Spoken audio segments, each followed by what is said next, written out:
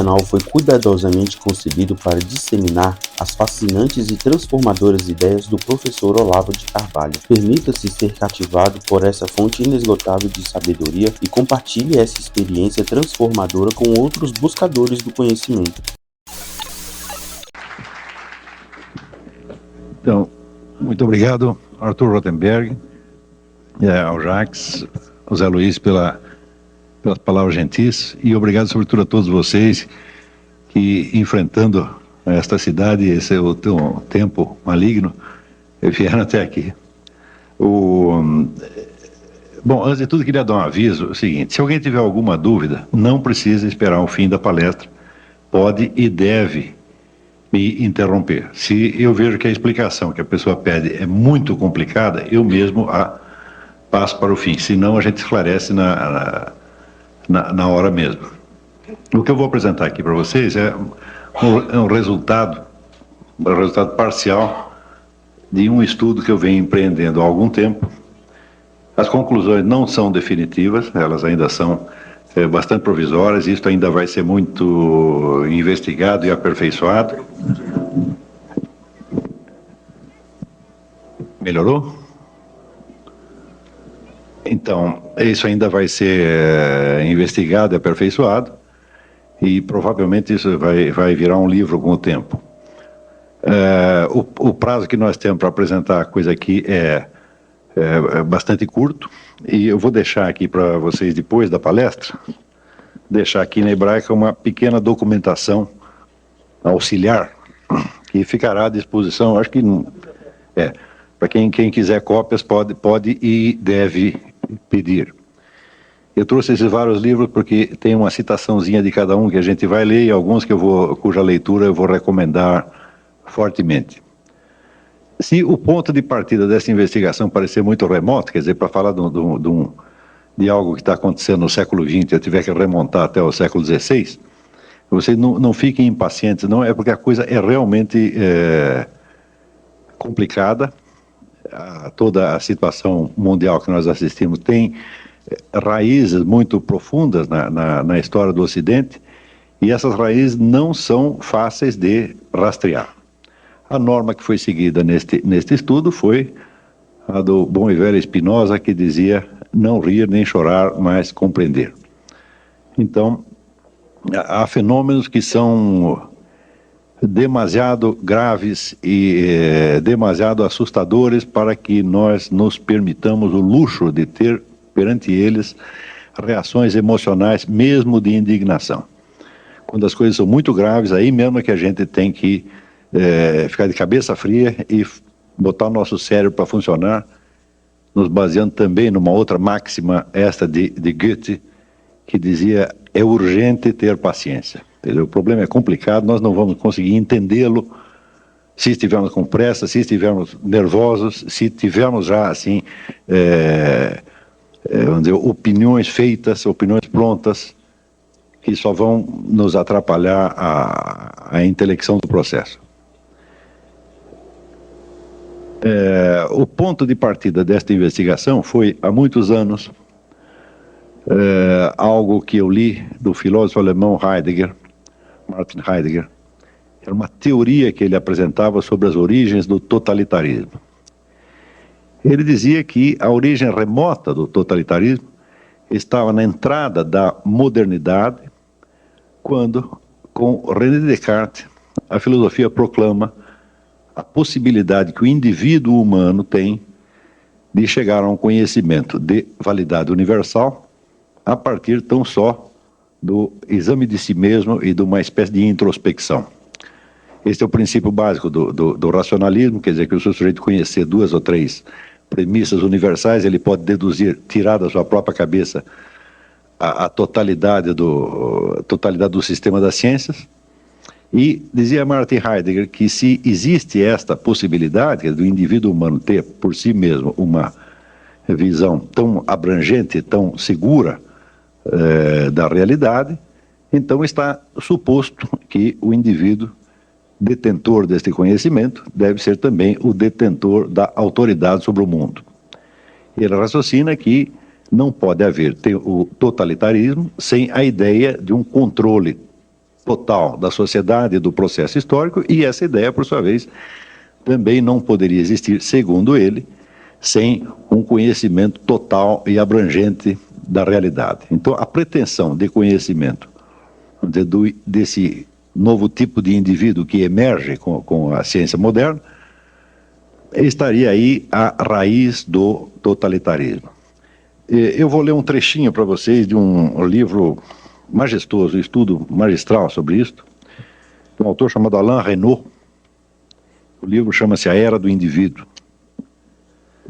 Ele escreve um pouco, às vezes, com aquele estilo um pouco pesado e tortuoso, que é tão característico dos filósofos franceses, mas vale a pena.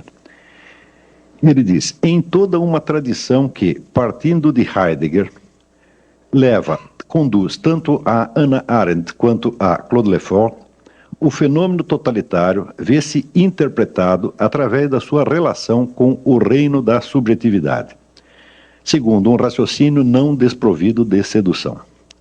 O totalitarismo define-se, com toda evidência, como a tentativa de uma política de dominação total. Ora, tal projeto não pode ser concebido senão lá onde o campo sócio-histórico é representado como suscetível de ser integralmente controlado por um poder que o tornasse transparente e que racionalizasse todos os seus aspectos e que logo se tornasse o seu senhor e possuidor. O senhor e possuidor é uma expressão de Descartes, é o homem como senhor e possuidor da totalidade da natureza. Nesse sentido, o fantasma da dominação total não seria senão o último e o mais monstruoso rosto da promoção moderna cartesiana da subjetividade. Muito bem, essa é a teoria de Heidegger, né? O totalitarismo. Prosseguindo neste raciocínio, Heidegger diz que, com o racionalismo moderno, então, se no mesmo instante em que se inaugura o sonho ou a ambição de uma ciência universal capaz de dominar, portanto, o processo histórico e controlar totalmente a vida social, no mesmo instante aparece, então, o princípio da racionalização da sociedade moderna. Para a racionalização aqui se referia a Max Weber, que, colocando toda a sociedade, vamos dizer, a serviço de um processo industrial cientificamente organizado, elimina, então, vamos dizer, as ligações dos indivíduos com as suas respectivas comunidades de origem, ou seja, ela desacultura milhões de pessoas. Por exemplo, no começo da Revolução Industrial, massas inteiras de antigos artesãos abandonam as suas coletividades, abandonam as suas pequenas cidades e vão para a cidade grande, para a capital, onde se tornam operários de indústria ou desempregados. Então, criando uma multidão de pessoas desarraigadas, que já não tem mais aquela identidade cultural originária, aquela ligação pessoal que tinham com as suas comunidades de origem e que agora são como se fossem átomos soltos no anonimato da sociedade industrial. Então, estes dois processos que Heidegger menciona, primeiro esse vamos dizer, a ideia do controle total da mente humana sobre a realidade e a ideia do desarraigamento, aí estariam, vamos dizer, duas fontes, então, do totalitarismo moderno. Por um lado, pela ambição, vamos dizer, do controle total e, por outro lado, pela desumanização causada, vamos dizer, por esse rolo compressor da sociedade moderna que esmaga as pequenas comunidades, as culturas tradicionais, e instaura em lugar deles a máquina anônima e impessoal da sociedade industrial. Este diagnóstico que eu li há mais de 20 anos e me pareceu razoável no momento, só que mais tarde surgiram duas perguntas. A primeira pergunta é o seguinte, quer dizer que se o totalitarismo começa com essa exaltação da inteligência individual e da consciência individual, como é possível que a primeira coisa que o totalitarismo faça ao se instalar seja justamente esmagar todas as consciências individuais? Na verdade, se alguma consciência individual tem o primado num regime totalitário só pode ser a consciência individual do governante e a todas as outras é negado, então, um privilégio similar de conhecer a realidade tão bem quanto ele acha que conhece. De modo que, se alguma consciência individual chegou a ser, vamos dizer, exaltada e dignificada durante os regimes totalitários, certamente foi a de Hitler, de Stalin e assim por diante. Mao Tse-tung, mas não certamente a das demais pessoas que viviam sob o seu domínio. E a segunda pergunta é, como é que, se Heidegger conhecia tão bem o espírito do totalitarismo, as suas causas, etc., como é que ele arrumou uma carteirinha do Partido Nazista? Me parecia um pouco inconsistente a coisa, né? Então,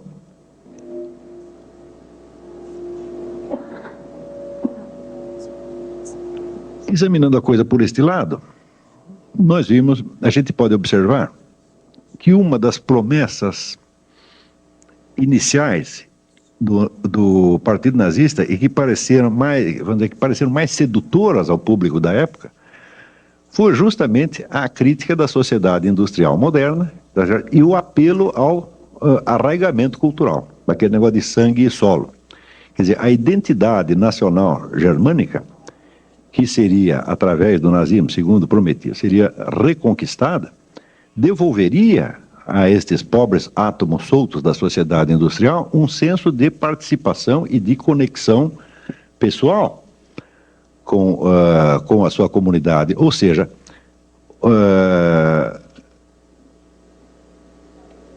voltaria a restaurar um senso dentro da distinção de sociedade e comunidade. Quer dizer, o nazismo prometia uma restauração do senso de comunidade, tá certo? Sobretudo através, vamos dizer, da ligação com os símbolos nacionais, com o culto da raça, esse negócio todo. E isso pareceu ao público, então, bastante atraente durante algum tempo.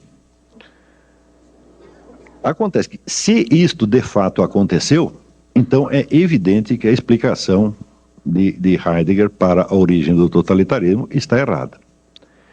Quer dizer que ele diz que o totalitarismo está intrinsecamente associado à impessoalidade da sociedade moderna, que destrói as culturas tradicionais e solta os indivíduos num mundo anônimo, por assim dizer, num deserto de relações humanas, nos quais eles só têm, vamos dizer, entre si uma ligação funcional e econômica, e já não mais os laços pessoais que tinham, vamos dizer, com tradição, religião, aldeia, etc.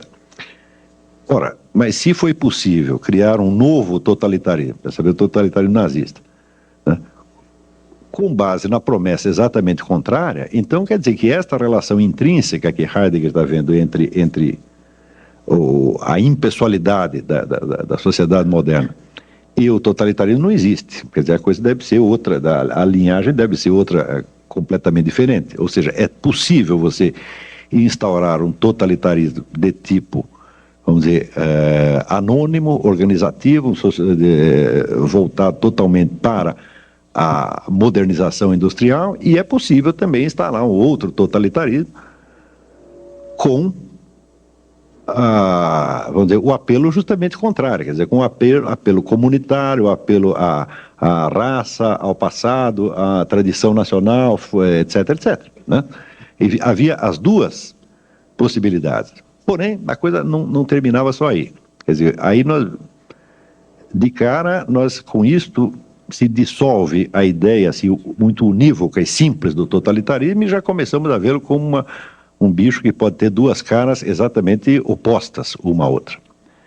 Porém, essas duas caras também não eram unívocas, porque no totalitarismo comunista, embora ele fosse de tipo cosmopolita, quer dizer, embora fosse se apresentasse como um movimento ainda mais modernizante e ainda mais racionalizante até do que o capitalismo, ele também, de algum modo, cultivava o senso de comunidade, tá certo? Através exatamente da participação no partido. Quer dizer, o partido se tornava, vamos dizer, um novo elo de solidariedade entre as pessoas, né? substituindo os elos de família e de tradição que tinham sido perdidos. Nós podemos observar, quando nós estudamos a história da cultura que se criou em torno do movimento comunista, e nós vemos a quantidade de sentimentalismo que está associado a esta cultura. Por exemplo, no tempo que se falava do paizinho Stalin, ou hoje, quando as pessoas veem a juventude de Che Guevara e derramam lágrimas, né? Existe toda uma cultura sentimentalística que cria um elo de solidariedade. Eu mesmo, no tempo que eu pertencia ao partido, foi durante 3 anos apenas, eu me sentia integrado naquele movimento, não só politicamente, mas humanamente. Estudando a coisa com um pouco mais de atenção pelo lado comunista, eu cheguei à conclusão de que houve tantas versões diferentes da ideologia comunista e tantas propostas diferentes relativas ao regime comunista que nós não conseguiríamos, de maneira alguma, defini-lo como um movimento ideológico unívoco. Existem ideologias comunistas e existem regimes comunistas concebíveis, mas tem uma coisa que tem unidade. É a unidade da cultura comunista. Quem quer que participe de um movimento esquerdista, ele se integra, de certo modo, não num movimento ideológico unívoco, ele pode ter divergência com todo mundo ali, mas qualquer que seja a linha a que ele pertença, ele se integra na cultura e, sobretudo, na cultura psicológica do movimento comunista. E essa cultura psicológica, ela envolve o indivíduo sob todos os lados. Quer dizer, você trabalha com comunistas, você vai no bar com comunistas, você faz festa com comunistas, você está sempre cercado daquelas pessoas que lhe dão um senso de identidade e de pertinência e até de irmandade. Tá certo? Então, peraí, o comunismo, que seria o totalitarismo mais seco, mais frio e mais racional, ele também tem esse componente emocional e comunitário profundo. E, por outro lado, o totalitarismo nazista, cuja ideologia, cujo discurso era voltado para o apelo comunitário, para a volta às raízes, etc., etc., ele, por outro lado, ele tinha um processo de modernização industrial tão racional, tão frio e tão desumano quanto qualquer outro. Está compreendendo?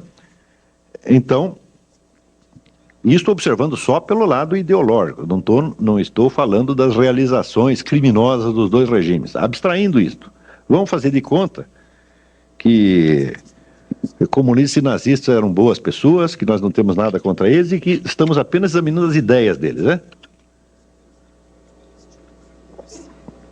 Ou seja, só examinando com o máximo de frieza e de isenção e levando em conta somente as ideias, nós daqui a pouco, por trás dessas ideologias tão bem justificadas, né, que uma fala, vamos dizer, em nome do senso de justiça e igualdade, e outra fala em nome do senso de comunidade e do resgate dos pobres átomos anônimos desarraigados na sociedade industrial. Quer dizer, por trás de toda esta bela conversa vai começar a aparecer o lado monstruoso já, sem nem precisarmos apelar ao reino dos fatos.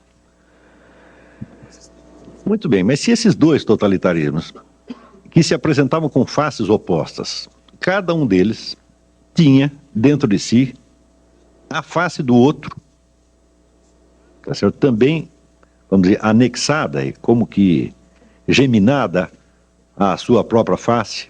Quer dizer, vamos falar de um totalitarismo societário, um totalitarismo comunitário. Esses termos são provisórios, eu ainda não achei os termos adequados para isso, mas para simplificar a guerra, diremos que o socialismo era um totalitarismo societário, tá certo? Quer dizer, voltado para uma dissolução ainda maior das comunidades tradicionais e para uma racionalização ainda maior da sociedade. E o nazismo como um totalitarismo de tipo comunitário, porque apelava a uma espécie de retorno às raízes e ao senso de identidade nacional, grupal e racial. Então, quer dizer, um desses totalitarismos, cada um deles, tinha a imagem do outro geminada a parte do outro que parecia a mais diferente dele, era uma componente dele próprio. Eu não sei se está ficando claro isso aqui. Está entendendo? Se houver qualquer dúvida, vocês me param, porque esse negócio é confuso mesmo, né? Não, eu estou há anos fazendo o melhor que eu posso para ver se eu consigo achar, quer dizer, as pistas direitinho, consiga mapear esta coisa, dizer o que está acontecendo, afinal de contas, o que é isso, né? E naturalmente todos nós podemos errar, e às vezes a massa de informações que tem nisso é tão grande que eu mesmo acabo me atrapalhando. Então, vamos dizer, esta observação de que os dois totalitarismos, eles eram opostos na sua ideologia. Ideologia quer dizer um discurso pretextual. O que eu chamo de ideologia sempre é isso, né? A ideologia nunca diz o que você vai fazer. Ele diz em nome do que ele quer que você pense que ele está agindo. Não é isso? Essa talvez seja a melhor definição de ideologia essa. É um discurso pretextual, né? Então, se pegamos, vamos dizer, um partido qualquer, ele sempre terá dois programas. Tem um programa interno que é para a sua orientação, tá certo? Quer dizer, o que ele vai fazer realmente, a sua estratégia, etc, etc. E tem o discurso de autojustificação ideológica, que é o que ele quer que os outros pensem que ele está fazendo, mas que às vezes não é exatamente o que está fazendo.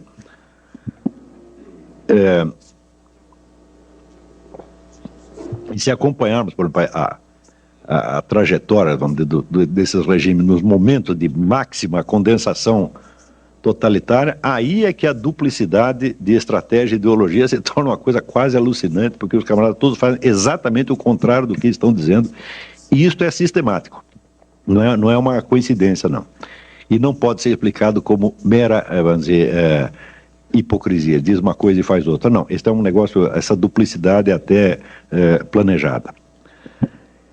Muito bem, a partir da hora que verificamos que existe esta duplicidade de totalitarismos e dentro de cada uma delas tem uma nova duplicidade interna,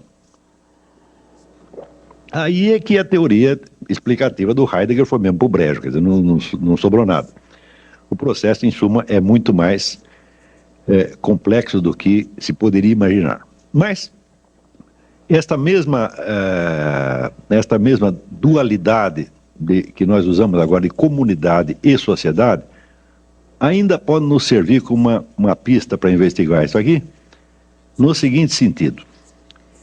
Em toda a sociedade humana que existiu até hoje, toda e qualquer sociedade humana, sempre existe, por um lado, os papéis sociais que as pessoas desempenham, ou seja, a identidade social que cada um tem, como, por exemplo, no momento eu me compreendo a mim mesmo como conferencista e vocês como auditório de conferencista, né? O Arthur Rothenberg se entende a si mesmo como presidente da Hebraica, etc, etc. Vamos dizer, são as identidades que nós desempenhamos na sociedade, com as quais nós nos mostramos e nos compreendemos a nós mesmos na sociedade. Mas existem certos momentos, tá certo, onde você é violentamente despido da sua identidade social. Por exemplo, no instante que você é assaltado na rua, tá certo? Aí um sujeito encosta um revólver na sua cabeça, tá certo? E quer o seu dinheiro, quer esse dinheiro exista, quer não exista, tá certo? Então, neste momento, todas as ligações que você tem na sociedade falham. Você está separado de tudo e você está reduzido à condição humana no seu sentido mais físico, tá certo? Você é apenas um corpo humano vivente que pode estar morto dali 2 segundos. Ou seja, os seus compromissos sociais não contam mais, os seus deveres sociais não têm mais a mínima importância, naquele momento você está dispensado de todos eles, e os benefícios que você espera obter da sociedade também não existem. Uma outra circunstância onde você é desligado da sua identidade social por exemplo, por ocasião de certas experiências extremas. Eu me lembro que quando eu era jovem, tinha 18 anos, eu participei do recenseamento escolar no governo do falecido Adhemar de Barros. E eu participei disso no litoral sul, perto ali de Iguape, Cananéia. E nós íamos pelo meio do mato, procurando os moradores para ver se tinham crianças, quantas crianças tinham, se estavam na escola, se não estavam, etc, etc. E chegou uma hora que nós nos perdemos. E ficamos 4 dias. Estava eu e mais 2 funcionários, 4 dias no meio do mato, tá certo?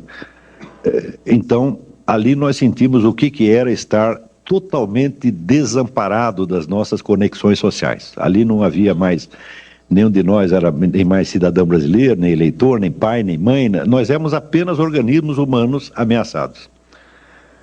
Uma outra situação que provoca este desligamento seriam, por exemplo, experiências com drogas. O drogado não tem uma identidade social, ele não sabe quais são os seus direitos e deveres sociais, etc, etc. Ele está reduzido a um conjunto, vamos dizer, de sensações e imaginações que assinalam a sua condição de corpo vivente, de organismo vivente. Tá certo? E nesse instante, ele pode se relacionar com outras pessoas, mas não através do papel social. É um tipo de relação mais primitiva, tá certo? E que implica, por um lado, a total insegurança, mas por outro também a total liberdade.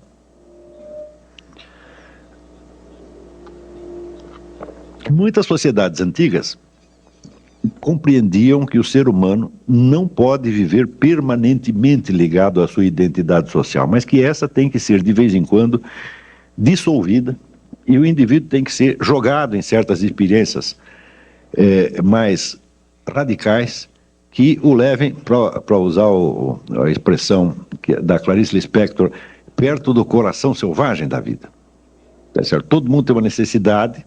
O ser humano tem uma necessidade profunda de vez em quando, se despir da sua identidade social e voltar a uma experiência mais direta e mais primitiva. Ora,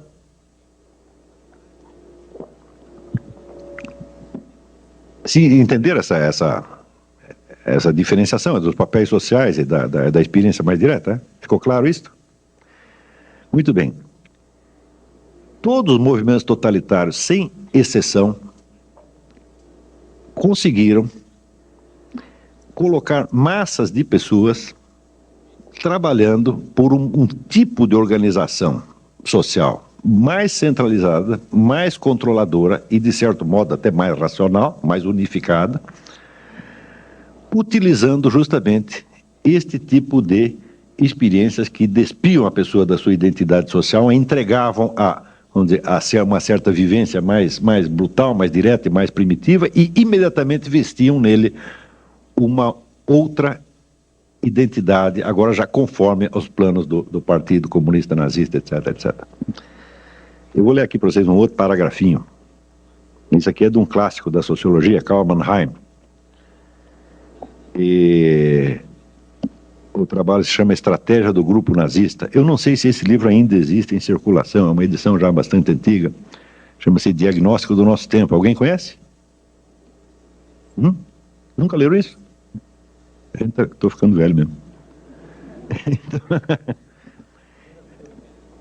Nas bibliotecas deve ter, mas deveria ser reeditado. Então, diz Karl Mannheim, Hitler inventou um novo método a que se pode dar o nome de estratégia do grupo nazista. O ponto capital da estratégia psicológica de Hitler é jamais encarar o indivíduo como pessoa, mas sempre como membro de um grupo social. O que Hitler faz por instinto está de acordo com o descobrimento da moderna sociologia, ou seja, de que o homem é mais facilmente influenciado através dos vínculos do grupo. E o que é mais importante ainda, as reações dele variam conforme o grupo particular a que pertence.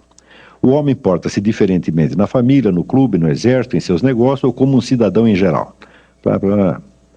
Cada grupo aparentemente possui suas próprias tradições, proibições e formas de expressão peculiares e, enquanto as conserva intacto, apoia e orienta o comportamento de seus membros. Hitler sabe instintivamente que, enquanto as pessoas se sentem abrigadas em seus próprios grupos sociais, ficam imunes à influência dele. O artifício da estratégia de Hitler, portanto, consiste em romper a resistência do espírito individual por meio da desorganização dos grupos aos quais esse indivíduo pertence. Essa desorganização tem de ser rápida e violenta simultaneamente. Mesmo assim, porém, o seu efeito só será duradouro se conseguir formar imediatamente novos grupos que fomentem o gênero de comportamento aprovado pelo partido. Então, assim, há duas fases principais na estratégia do grupo de Hitler: a decomposição dos grupos tradicionais da sociedade civilizada e uma rápida reconstrução baseada em um padrão de grupos inteiramente novo. Ou seja, o indivíduo é induzido, assim, por um processo muito rápido, a se desligar ou da família, da igreja, do seu grupo local, etc, etc. Então, naquele momento, ele está entregue, vamos dizer, àqueles medos mais primitivos que justamente eu experimentei, por exemplo, quando estava perdido no meio do mato. Você não tendo os vínculos grupais, você não sente a proteção. Então, automaticamente, você sai buscando, quer dizer, uma nova identidade, e daí aparece o sujeito com a carteirinha do partido e diz: olha aqui, meu filho, você paga aqui a mensalidade do partido, está resolvido o seu problema. Isso aqui, evidentemente, não é uma propriedade particular de Hitler. Muitos movimentos de massa fazem a mesma coisa, e nós observamos isso diariamente na nossa própria sociedade, nós vemos isso acontecendo. Mas este jogo, vamos dizer, do indivíduo no seu isolamento, devolvido, vamos dizer, ao terror primitivo, tá certo? Por um lado.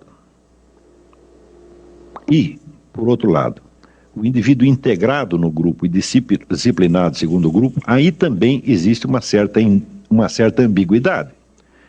Porque a integração no grupo subentende também a disciplina e a obediência, portanto, pode ser o veículo da opressão. E, por outro lado, a independência do indivíduo jogado no meio do mato e isolado dos seus vínculos grupais pode significar, por um lado, o terror do isolamento e, por outro lado, também a liberdade. Com esses elementos psicológicos, todos os movimentos de massa sempre jogaram. É por isso que você entende que eles podem, por um lado, te prometer a liberdade no instante mesmo em que te submetem a uma disciplina ainda mais pesada do que aquela que você tinha antes. Quer dizer, você quer se libertar, por exemplo, você quer se libertar do seu pai? Eu digo, bom, agora vamos botar um comissário político nas suas costas e você vai ver o que é bom para tosse, tá certo? Se liberta da família, cai dentro do Partido Comunista, Partido Nazista, uma coisa assim, onde certamente vão te oprimir muito mais. Então, existe esse jogo, na verdade, quádruplo. Quer dizer, o isolamento como terror e como liberdade. E a ligação como proteção e como opressão. Ora,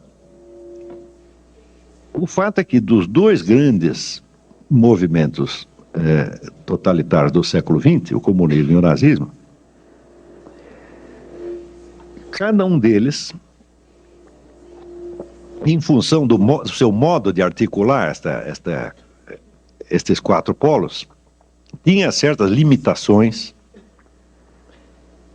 que, independentemente de quaisquer erros estratégicos ou até independentemente das violências e crueldades que acabaram fazendo na prática, impedia a sua expansão além de um certo ponto. Ou seja, o senso de participação comunitária que se podia obter através do comunismo era bastante limitado, porque, afinal de contas, vamos dizer, uma comunidade internacional de proletários é uma comunidade anônima, é uma comunidade onde não existe mesmo a identidade individual, onde o indivíduo se dissolve, tá certo? Dissolve a sua individualidade numa multidão, né, de átomos iguais. Quer dizer, nesse sentido, o comunismo agravaria, vamos dizer, a impessoalidade da sociedade industrial, ainda que prometendo uma comunidade. E, por outro lado, a ideologia nazista, na mesma medida em que prometia aos indivíduos um arraigamento comunitário, por isto mesmo, era uma ideologia de tipo nacional e até racial, que só serve para quem é daquela nacionalidade e daquela raça. Quer dizer, eu não vejo... Quer dizer, no Brasil tudo é possível. Uma vez eu vi um sujeito na televisão dando uma entrevista, era o porta-voz do Partido Nazista Brasileiro, era um mulato. Eu não sei como é que ele conseguiu, mas eu não estou falando de brasileiro, estou falando de pessoas racionais. Racionalmente falando, quer dizer, uma ideologia da raça superior só interessa a quem pertence à raça superior, o que evidentemente não é o nosso caso, tá certo? Então, você vê que, não sei se vocês já repararam, mas sempre que existe uma teoria da superioridade racial, por uma maravilhosa coincidência, essa raça é sempre a do teórico. Vocês já viram algum teórico racista que pertence à raça inferior? Não é só eu pertenço à raça inferior, não. Então,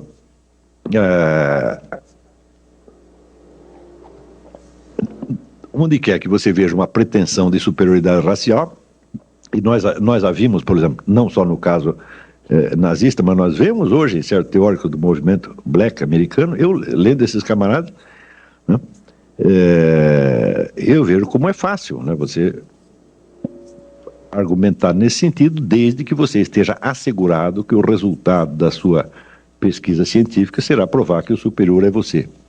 Porque se você tiver com uma suspeita, bom, eu vou investigar esse negócio, vai que eu provo que existe superioridade racial e eu caí justamente na inferior, eu não vou prosseguir essa pesquisa, não sou besta.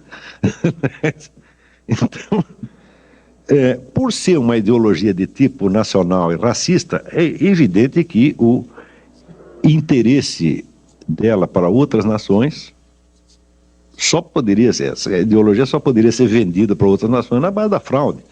Quer dizer, cada nova nação que os nazistas faziam aliança, vai ter que provar que eles pertencem à raça superior também. Quer dizer, o italiano é ariano de algum modo, os árabes também vão ser um pouco arianos e assim por diante. Quer dizer, é um trabalho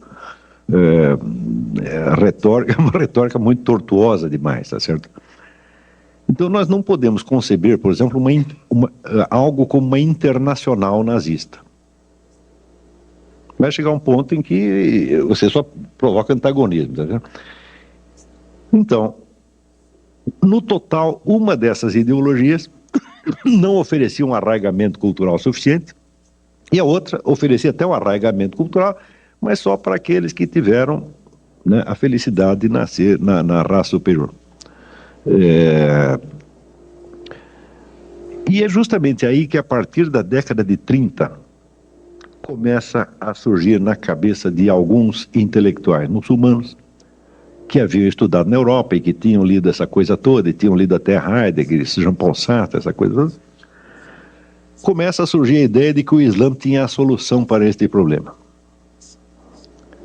Então,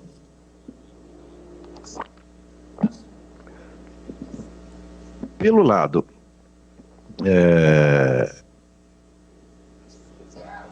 econômico, o Islã tem a sua própria estratégia econômica, vamos dizer, que não é bem de uma economia socialista, é de uma economia que resguarda, vamos dizer, a propriedade privada, mas no qual você tem tantos instrumentos, tá certo, de controle, não somente na mão do Estado, mas você tem tantos instrumentos religiosos de controle, que praticamente se pode dizer que toda a vida econômica da comunidade estará sob o controle daqueles que tiverem a autoridade religiosa. Pelo lado cultural, o traço mais característico é que o Islã não é somente uma religião no sentido em que, digamos, o cristianismo é uma religião. O Islã é uma cultura inteira, cuja unidade é preservada de qualquer modo, onde quer que o Islã meta as suas patas. Como é que se faz isto? Quando o indivíduo se converte ao Islã, se você for numa mesquita e diz, olha, eu quero entrar aí, quero ser desse negócio aí, eles vão dizer, olha, só tem são 5 pilares, você tem que fazer isso, mais isso, mais isso, mais isso, mais isso. Você diz, são simples assim, então eu quero também. Só que daí, no dia seguinte, você diz, olha, mas tem mais uma outra norma aqui. E depois tem outra, e depois tem outra, e depois tem outra. Porque existe um fenômeno chamado os hadiths. Sabe o que são os hadiths? São ditos e feitos do profeta Maomé.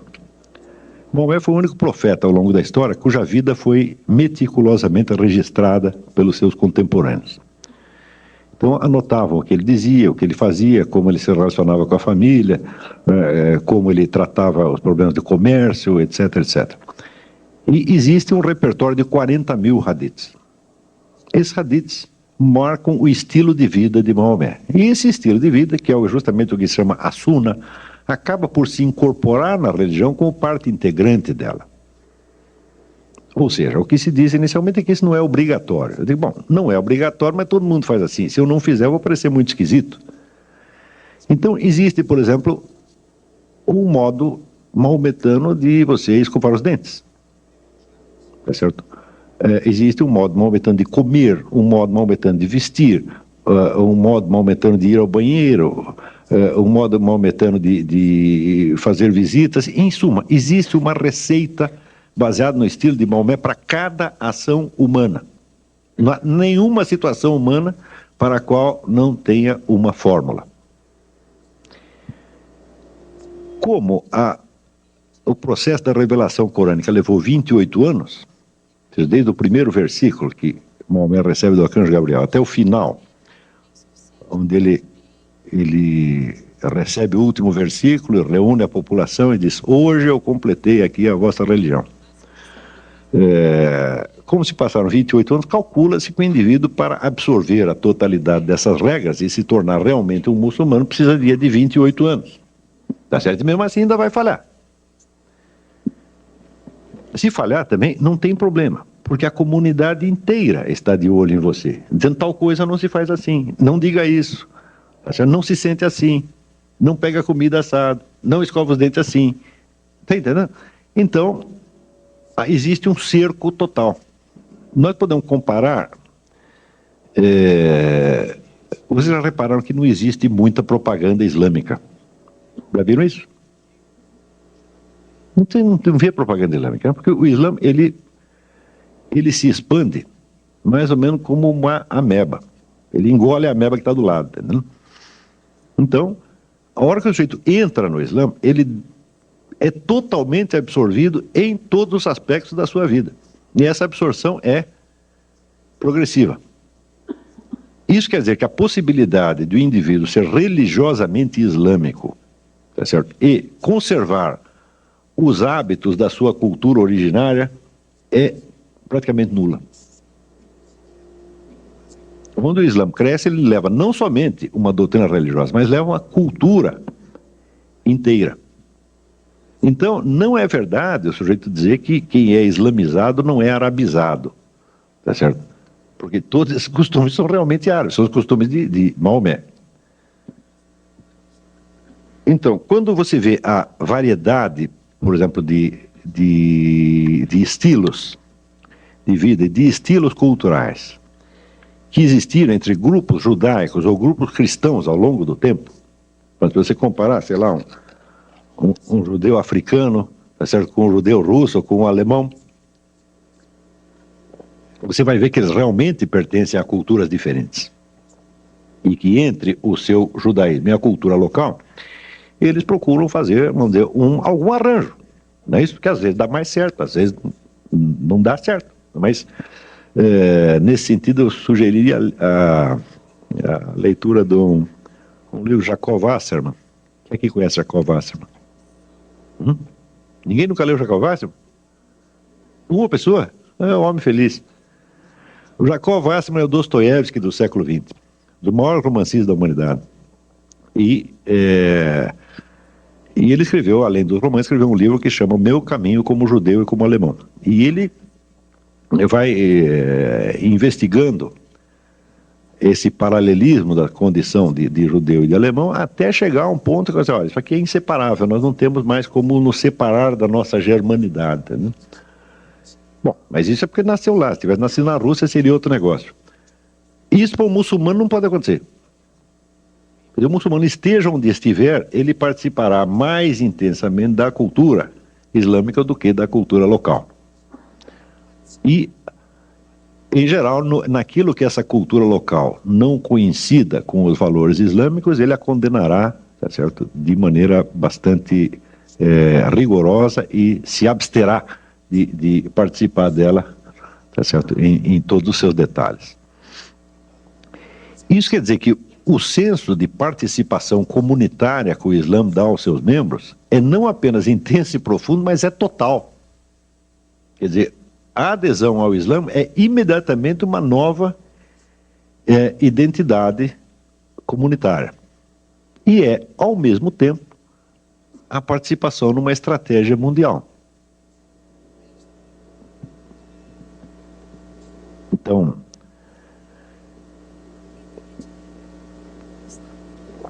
Isso quer dizer que, contemplando o problema dos dois totalitarismos, o muçulmano da década de 30 e 40 começou a ter ideias.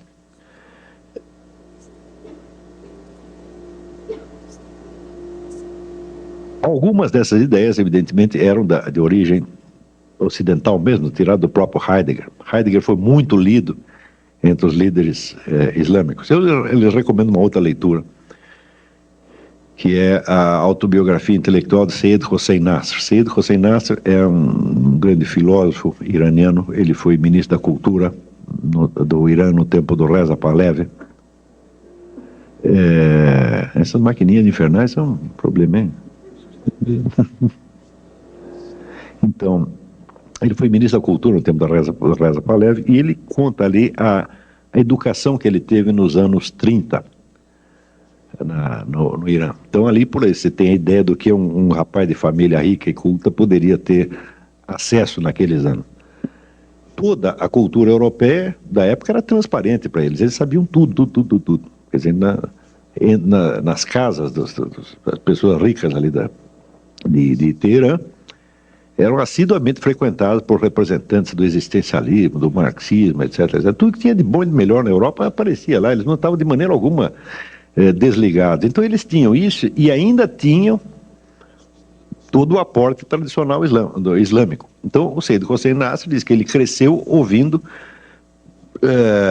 as tias deles recitarem poesia tradicional persa, né? Ele mesmo aprendendo a recitar o Corão de cor desde pequeno e, ao mesmo tempo, ele tinha acesso, vamos dizer, à cultura europeia em todas as suas versões. Quer dizer, a liderança intelectual comunista da época frequentava também a casa daquele pessoal e tal. O pessoal ligado ao existencialismo, até existencialismo cristão, tal como Gabriel Marcel, também era totalmente conhecido ali. Então eles tiveram uma espécie de mostruário da cultura mundial, na qual ao mesmo tempo não tinham nenhuma participação ativa. Quer dizer, eles estavam vendo tudo e não estavam participando ativamente. Eles tiveram muito tempo para pensar nisso aí. Então, a ideia de que o totalitarismo islâmico pudesse resolver os enigmas, resolver as contradições dos dois totalitarismos anteriores, aparece também pelo fato de que que agentes dos dois regimes totalitários tiveram uma atuação intensa em todo o mundo islâmico, já desde antes da guerra e até hoje. Então, você vê, existe, por exemplo, um depoimento de um sujeito que foi chefe do serviço de inteligência romeno, chama-se Ion Mihai Pacepa. Não sei se você sabe, mas a União Soviética, nas operações dela no terceiro mundo, ela não jamais a KGB agia diretamente. A KGB agia diretamente na Europa e nos Estados Unidos. Para os países do terceiro mundo, ela usava os serviços secretos dos países satélites que eram treinados especificamente para isso. E esse Pacepa, ele diz nada menos que o seguinte, ele diz, olha, Yasser Arafat foi meu discípulo. Eu que dei toda a formação ideológica dele, eu garanto para você que ele é um marxista-leninista de primeiríssima ordem. Ele foi treinado como militante do partido. Isso para você ter ideia da profundidade da penetração comunista. Quanto à penetração nazista, nós podemos dar dois exemplos. Um é bastante conhecido, um era o grande mufti de Jerusalém, que ainda durante a guerra fez uma viagem a Berlim, sendo recebido pelo Führer e dando uma entrevista no rádio, fazendo um discurso no rádio de Berlim, solicitando ao Führer que tivesse a gentileza de estender a tal da solução final aos judeus de Jerusalém, porque eles estavam sendo discriminados, coitado, não podia ficar assim, né? Quer dizer, por que dar aquilo só aos da Europa, né?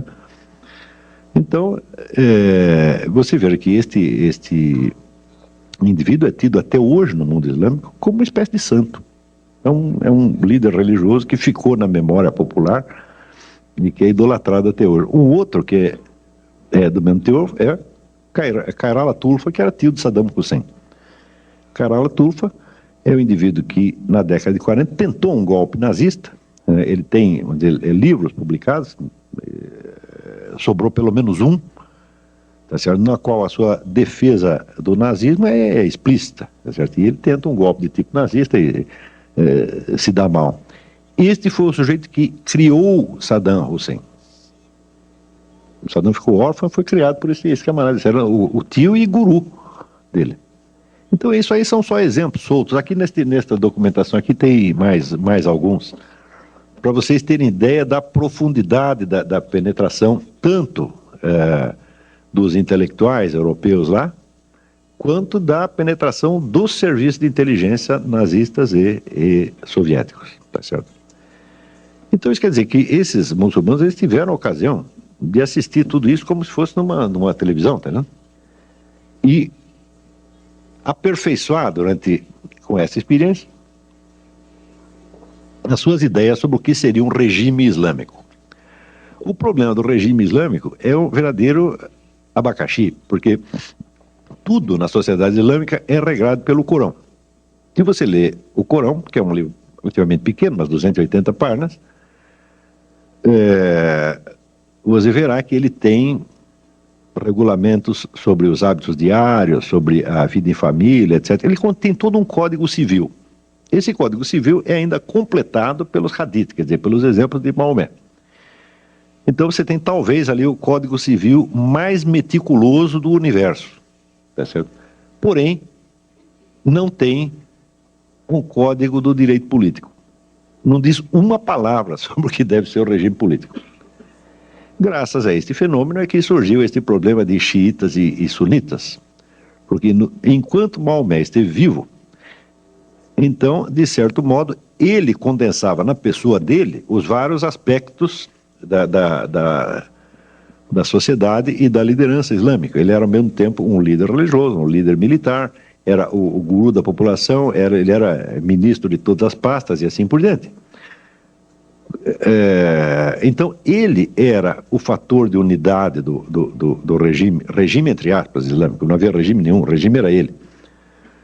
E era um homem de um gênio absolutamente extraordinário, que tinha solução para todos os problemas. Então enquanto ele vivia, ninguém teve que raciocinar muito, porque ele resolvia tudo, né? Quando o sujeito morreu, no dia seguinte, já deu o rolo. Porque aí eles perceberam que não havia regime nenhum. Então, primeiro, nós temos que eleger nós temos que ter um chefe esse negócio, né? Então, alguns achavam que esse chefe tinha que ser, vamos dizer, um continuador da obra de Maomé. Portanto, alguém investido também da missão profética e dotado do carisma profético. E outros disseram, não, de jeito nenhum, o único profeta que teve é esse. Ele disse que ele era o selo da profecia, então acabou, não tem mais profeta agora. Então tem que ter apenas um governante civil, tá certo? E o guiamento espiritual da comunidade deve caber à própria comunidade nos seus, vamos dizer, representantes mais eruditos e mais ilustres, que formariam o que se chama Uma. Uma é a comunidade, mas não a comunidade no sentido de todo mundo. A Uma é a comunidade de todo mundo que pensa e que está interessado no assunto, né? Então, esta entidade informal, a Uma, é que seria o guiamento espiritual da comunidade. E outra já não, nós temos que ter aqui um profeta, e escolheram, evidentemente, o genro de Maomé, Ali, que era, de fato, espiritualmente, o homem mais notável da comunidade, não só espiritualmente, mas intelectualmente, sobre um monte, era um tipo muito especial. Né? Agora, acharam que ele era ainda mais especial do que era, porque acharam que havia realmente nele o carisma da profecia. Então, é uma espécie de continuador do profeta. Então, é isso que é a distinção entre sunita e xiita. Sunna quer dizer os costumes, e os costumes não é nada mais do que a coleção dos hadiths, quer dizer, a coleção daquilo que foi copiado, foi anotado da vida de Maomé e que serve como modelo para a conduta de gerações e gerações de muçulmanos. E xiita não quer dizer nada mais do que Shia, quer dizer os companheiros, que são os companheiros de Ali, aqueles que ficaram fiéis a ele, que eram a minoria.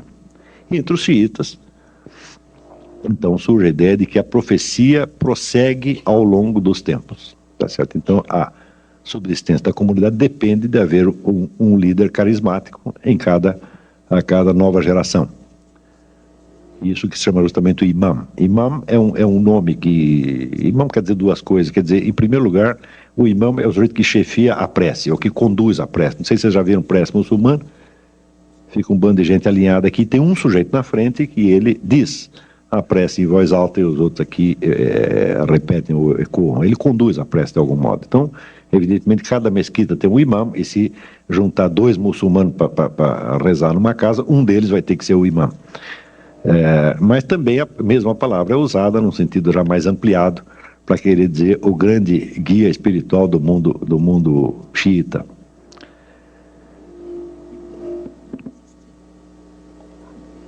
Esta divisão de sunita e xiita então já mostra, vamos dizer, a indefinição e a contradição interna do Estado Islâmico.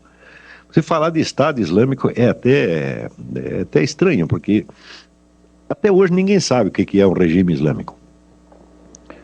Durante muito tempo ficou assim, e esta indefinição fez com que ao longo do tempo se consolidasse uma noção muito peculiar do que é a legitimidade de um governo. Evidentemente, toda a teoria do Estado subentende o que seria o critério de legitimidade do governante. No mundo islâmico, o governo legítimo, a critério do governo legítimo é o seguinte: o governo legítimo é aquele que existe. A partir da hora que ele cessou de existir, nós descobrimos que ele não era legítimo, ou que deixou de ser. Porque o governo expressa, então, a vontade de Deus. Se o sujeito ainda é governante, é porque Deus quer que ele esteja lá. Se ele deixou de ser, é porque Deus o tirou de lá, então perdeu a legitimidade. É evidente que isso é um convite a golpes de Estado, revoluções, etc, etc. Quer dizer, cada um diz, olha, o sujeito está lá, ele pensa que é legítimo, todo mundo pensa que é legítimo, mas eu vou mostrar que não era. Tá certo?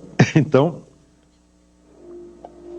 a tremenda instabilidade política do mundo islâmico, que só cessa em certos momentos quando algum grupo, alguma dinastia excepcionalmente feroz consegue impor ordem ao conjunto, é algo que, vamos dizer, se prolongou até o século XX. No século XX, quando se intensificam os contatos intelectuais e políticos entre o mundo islâmico e a Europa, naturalmente surge a ideia de, não, peraí, nós precisamos formular direito este negócio do que seria um regime islâmico. E aí que surge um indivíduo chamado Said Qutb. Said Qutb era um revolucionário egípcio que escreveu um comentário ao Corão em 30 volumes, chamado A Sombra do Corão. Né? Isso aí, para mim, foi um ato falho freudiano, porque se fosse coisa boa, seria a luz do Corão, não a sombra. Né? Então, acho que ele de fato se enganou. Então, o que ele faz é uma interpretação politizada do Corão, versículo por versículo. Ele faz uma espécie de teologia da libertação islâmica. E este foi o fundador, depois, da entidade que se chamou a Fraternidade Islâmica, tá certo? Que é, vamos dizer, a entidade que dá um senso, vamos dizer, de unidade à militância islâmica em todo o mundo. É evidente que uma obra em 30 volumes eu não vou poder resumir nem em 30 linhas, muito menos em 30 palavras. Então eu não vou resumir, eu vou só dar um exemplo. Por este exemplo, vocês já pegam a índole da doutrina. Said Qutb pega as sentenças do Corão, tá certo? E as interpreta baseado no pressuposto, islamicamente inteiramente aceitável e até obrigatório, de que as sentenças de Deus têm uma validade absoluta.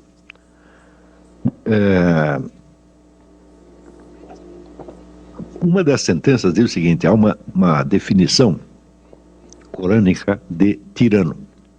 A definição é a seguinte: tirano é aquele que proíbe o que Deus permite ou permite o que Deus proíbe.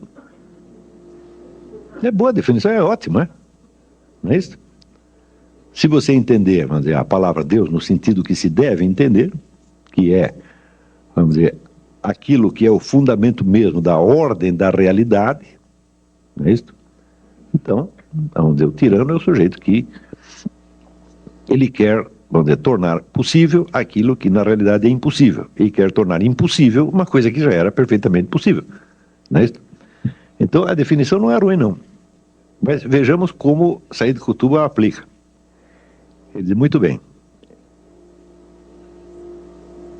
Se, então, a única lei válida é a lei que Deus enunciou, que leis válidas existem?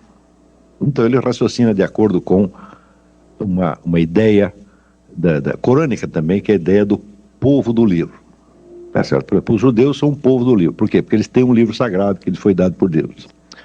Os cristãos também, e assim por diante. Tem uma série de povos do livro. O povo do livro recebeu uma mensagem divina. Então, de certo modo, é um povo obediente a Deus. Porém, de acordo com a tradição islâmica, todos esses livros que foram recebidos pelos povos do livro foram copidescados e falseados por uma sucessão, tá certo, de editores bem ou mal intencionados. Então, só sobrou um livro confiável, que é exatamente o Corão. Olha, você tem essa tal de Torá, o negócio é bom, foi Deus, tá, mas vocês mexeram tanto nisso que você não sabe mais o que é o que não é. Então, eu vou resolver o seu problema. Toma lá o Corão, tá certo, que é a última edição, tá certo, fiel e estável. Né? Você lê e diz, mas não parece, né? Não parece, mas é. Não parece porque a sua está alterada. Essa aqui é que está inalterada. Então, se é assim, bom, a conclusão é que somente os regimes que são baseados exatamente na lei corânica é que são legítimos. Os outros são todos tirânicos. Todos, sem exceção. E, ora, lutar contra a tirania faz parte do jihad. Jihad, o pessoal entende que é guerra santa, não é. Jihad é esforço, é ascetismo, quer dizer, faz parte do aperfeiçoamento do sujeito na prática da lei islâmica. Ele tem que fazer um esforço. E a luta contra a tirania, tal como entende Said Qutb, a luta contra a tirania faz parte do jihad, portanto faz parte das obrigações islâmicas. É uma daquelas milhares de obrigações que vem depois das 5. Né? Começa com 5 e termina com 40.005. Quando chega na 30ª, 90ª, etc., tem o jihad. Resultado, todo e qualquer cidadão islâmico que esteja vivendo num país sob regime não islâmico tem a obrigação de lutar para derrubar o seu governo.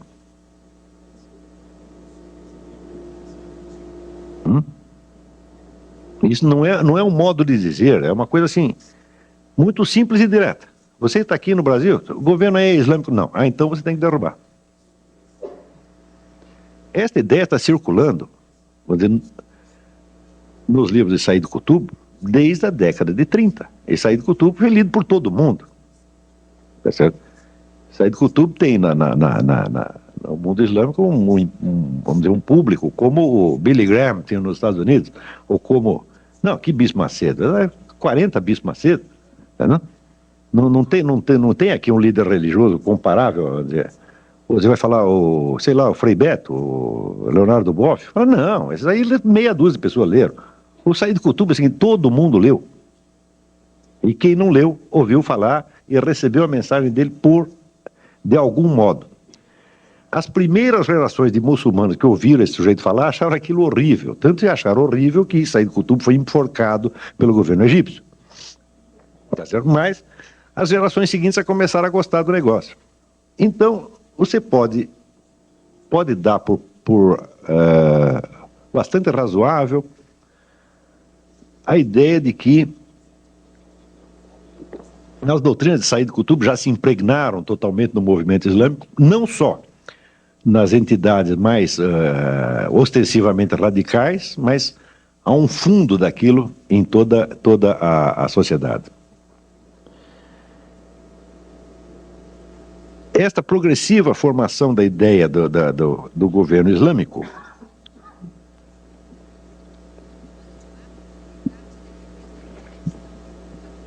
chega, vamos dizer, a uma espécie de perfeição mais modernamente, nas últimas décadas, quando se forma a ideia de que o Islã, por ter uma mensagem divina, tá certo? Ele é o complemento espiritual natural da revolução socialista no mundo. Então, primeiro tem que haver a revolução socialista, a qual, porém, lamentavelmente, deixará o homem desarraigado da comunidade e desligado do sentido último da vida. Porque a Revolução Socialista é toda feita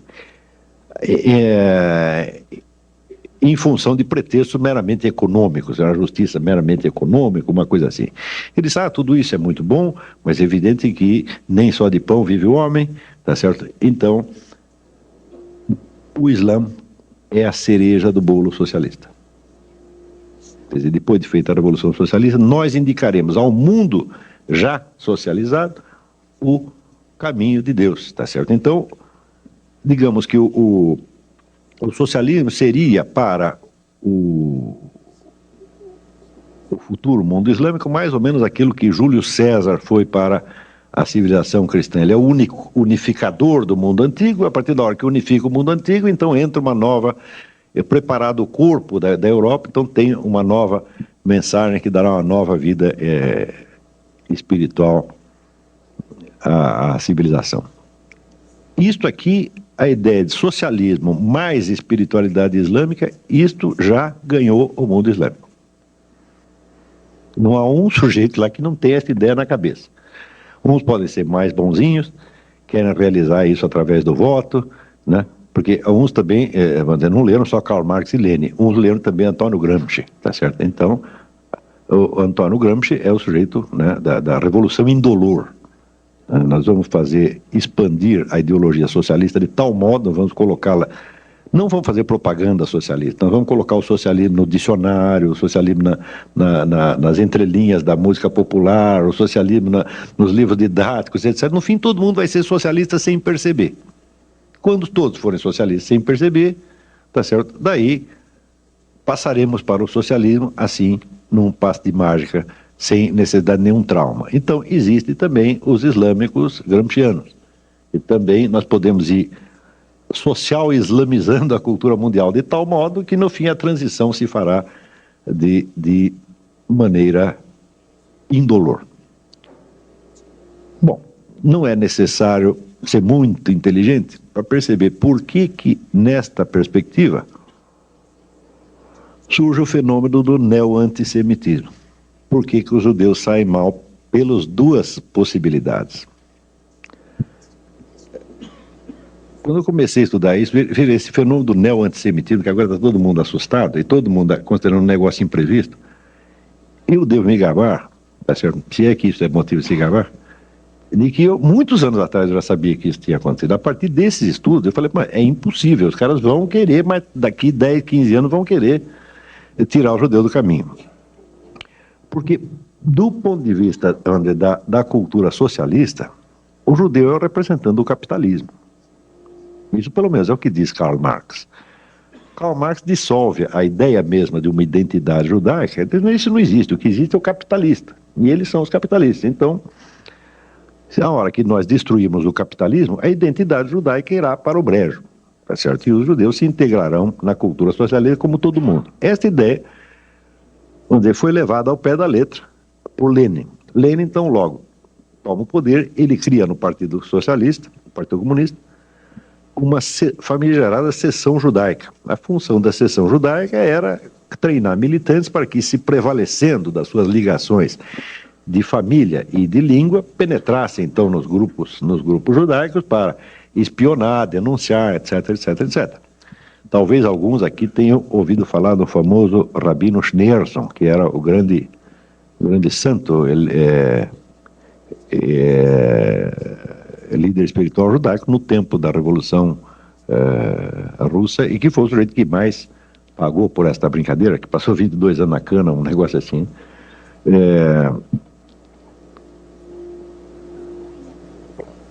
E, naturalmente, vamos dizer, pelo outro lado,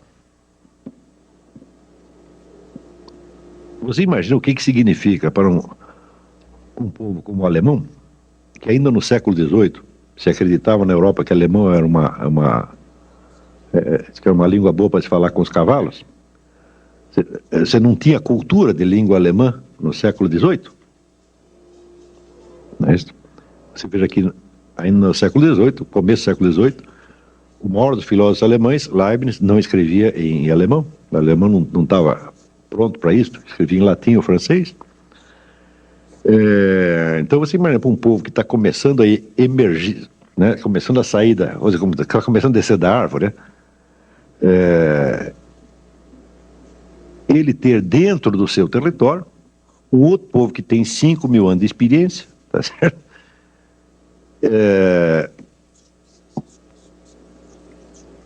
E que é, pela sua simples presença, a prova da inferioridade da população local.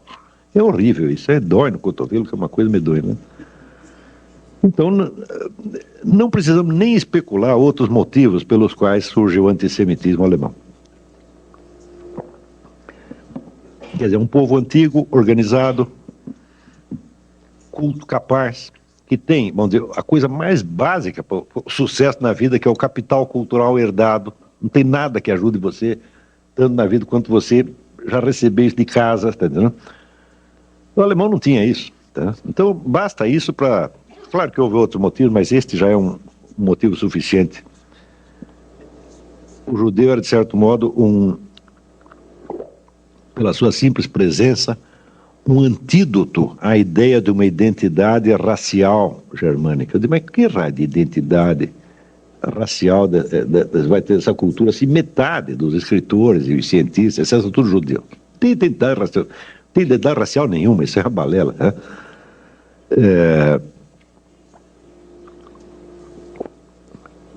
Então, é claro que o judeu era uma pedra no sapato dos dois totalitarismos, tá certo? Então, como esses dois já tiveram a sua chance no mundo, e embora o comunismo ainda seja, de algum modo, uma coisa atraente para muitas pessoas, pelo menos filosoficamente ou intelectualmente, é uma ideia em decomposição, tá certo? Se bem que uma ideia está intelectualmente desmoralizada, não quer dizer que politicamente ela esteja enfraquecida, mas intelectualmente está acabado. E o nazismo também já foi liquidado na guerra. Então é evidente que, ao puxar para si a herança desses dois totalitarismos e trabalhá-los à sua maneira, o movimento islâmico, vamos dizer, com os seus novos aliados, que são remanescentes de movimentos comunistas e nazistas.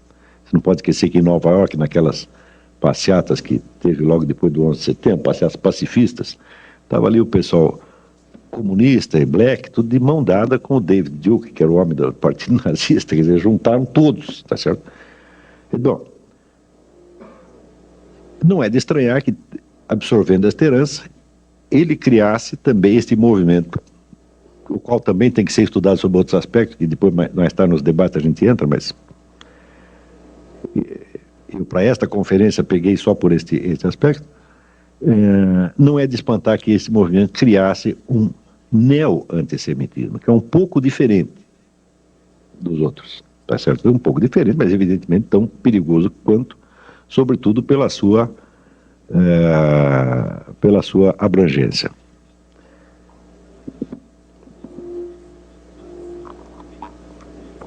Agora, tem um lado desagradável da história. É que, ao longo de toda a formação desses movimentos ideológicos modernos, tá certo? Houve muitos autores e pensadores judeus que contribuíram para isso. Judeu porque não tinha nascido judeu. Foi um bocado de Trotsky. Trotsky não aceitava ser chamado de judeu. Ele não gostava disso. Mas os judeus acham que ele é judeu. Então, naturalmente, tem um certo carinho pelo sujeito, porque ele é gente nossa. Não é isso? Assim como, por exemplo, agora, faz uma semana,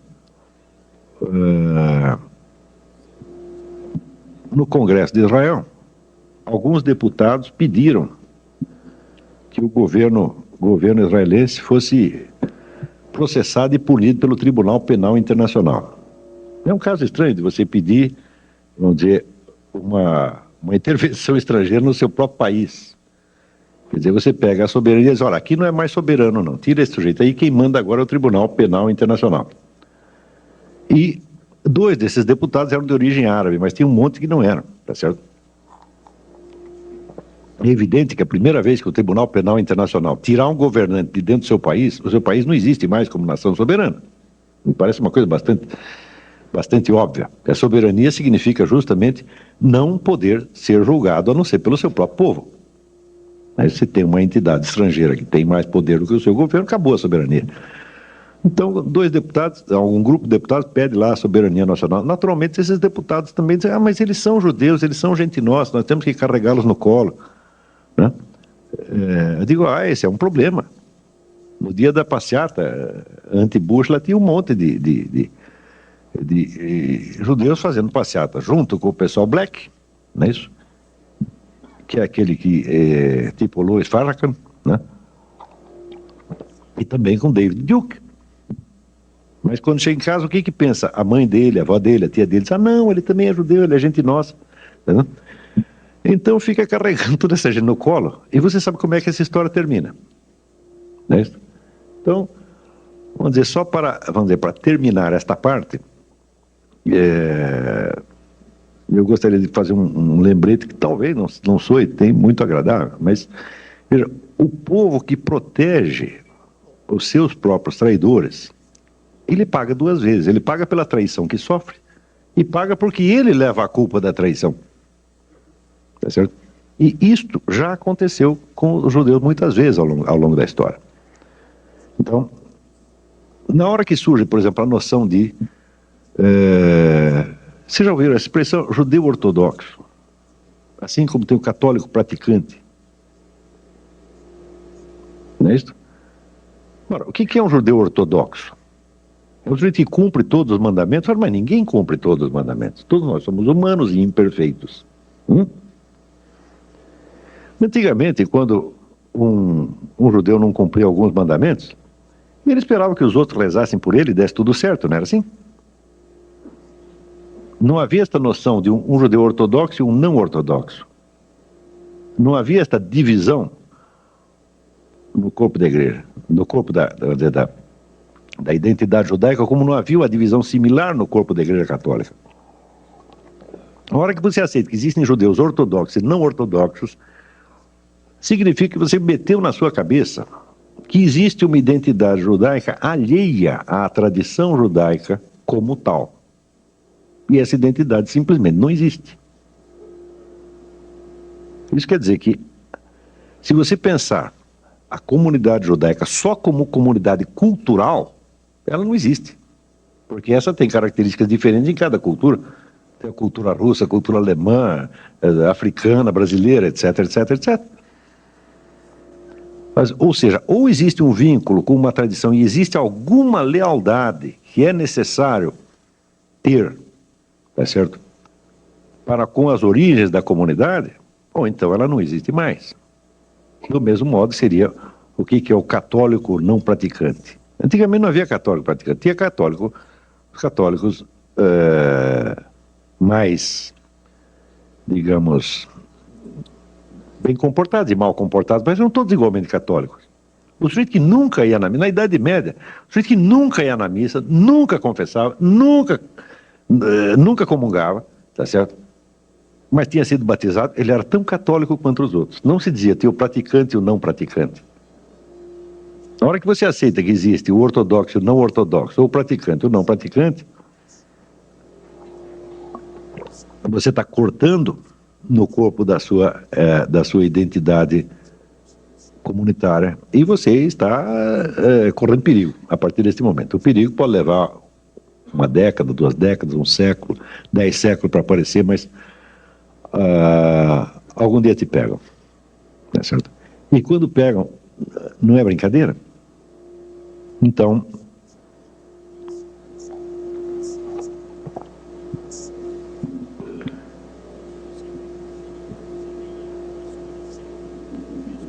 só para encerrar esta parte, depois de ter mostrado, vamos dizer, as origens nazistas e comunistas da ideologia islâmica, vamos dizer, não precisa reforçar o perigo que isso representa para todos nós. Eu digo, bom, nós não podemos determinar o que os muçulmanos vão fazer, tá certo? Mas nós podemos saber o que nós vamos fazer. E eu sei que não é da minha conta, nunca se deve dar conselho para ninguém, tá certo? Mas não esperem de mim que eu passe a mão nas suas cabeças e diga vocês são maravilhosos, etc, etc. Eu não estou aqui para fazer isso. Se eu puder, gostaria de fazer alguma coisa útil, tá certo? E não simpática. Eu acho que a coisa útil a dizer, no momento, é que todo este processo ideológico do mundo islâmico é muito consciente, muito determinado, tá certo?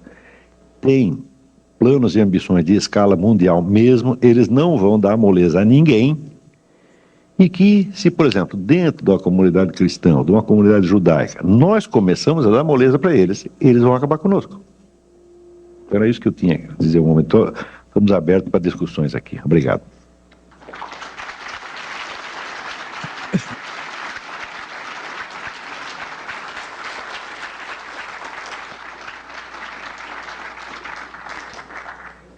Olavo, eu tenho já algumas questões que chegaram aqui. Na verdade, aqui é uma frase para você comentar. É do Márcio Mendes. A terceira grande guerra instalou-se na política, na economia, no social, com destaque na religião. Militarmente, num espaço não medido de tempo, a deflagração total será sentida. Pede o seu comentário da frase. Se é que eu entendi o que você quis dizer, eu acho que você tem razão, sim. Quer dizer, nós já estamos vivendo essa guerra, né? Isso já está instalado. A guerra existe a partir do momento em que um dos personagens envolvidos não aceita de maneira nenhuma a existência do outro, tal como o outro está. Quer dizer, se você tem um plano, vamos dizer, de socialismo mundial, de islamismo mundial, pronto, você já declarou guerra.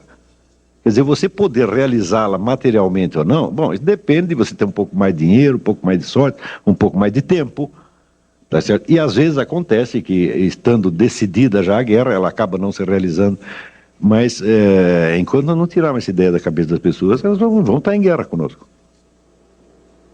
E você veja, no momento em que o islamismo oferece uma nova chave totalitária, o que é que ele faz? Ele absorve em seu favor todos os remanescentes das outras duas ideologias. E que é um fenômeno esquisitíssimo que aí acontece hoje, tá entendendo? Quer dizer, quando a gente vê, por exemplo, pensa bem, e nas passeatas de Nova York você vê aquelas feministas mais radicais, tá certo? Marchando ao lado dos piores machistas que tem na face da Terra. Não é isso? E como é possível esta coisas tão contrárias? Bom, elas são contrárias na expressão vamos dizer, de valores determinados pelos quais elas lutam, mas o seu fundo e a sua origem ideológica é exatamente a mesma. Quer dizer, o Islã fica uma boca de funil e tudo vai cair para lá. Tá entendendo? Agora, espero que vocês entendam que quando eu estou falando, vamos dizer, do Islã moderno, revolucionário, eu seria o último a querer, vamos dizer, jogar sobre o Islã tradicional as culpas do Islã revolucionário. Assim, seria tão absurdo quanto